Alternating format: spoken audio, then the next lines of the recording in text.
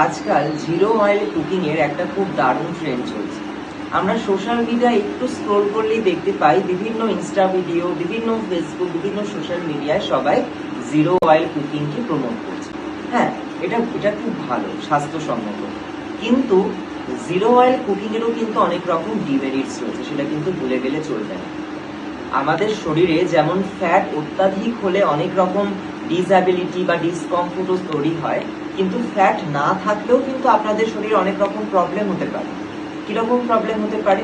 খুব সহজেই আপনারা একটু লো ফিল করবেন, একটু দুর্বল বোধ করবেন, এবং তার সাথে অনেকে দেখবেন কাজ করতে করতে হঠাৎ হাঁপিয়ে যাওয়া। ফ্যাট বডিতে যদি একদম না থাকে তাহলে দেখবেন কোনো কাজেই আপনার ঠিক মন আসছে না, ঠিক স্যাটাইটি আসছে না, আপনি কোনো কাজ করে ঠিক মন থেকে খুশি হতে পারছেন না, এটা কিন্তু আপনার হবে। এবং ফ্যাট না থাকলেও যে ফ্যাট সলিউবল ভিটামিনস গুলো যেমন এ, ডি, ই, কে, সেগুলো কোথা থেকে আমরা পাবো? সেগুলো কোথায় যাবে? বডিতে গিয়ে তো ওটার আলটিমেট কাজটা কি?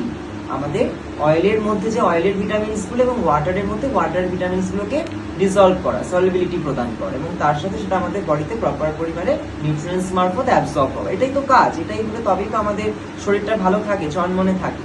তো আপনি যদি জিরো অয়েল কুকিং খান, যেখানে কোনো অয়েলের একদম নামও নিশান নেই, তাহলে সেখানে যদি ভিটামিনস গুলো থাকে, তাহলে ভিটামিনস গুলো তো ফাংশন একদম জিরো। আপনার তো অনেক কাজ হবে না। আপনি একটাকে টার্গেট করতে গিয়ে আপনি বাকি 10টা কাজকে কিন্তু হ্যাম্পার করতে পারেন না।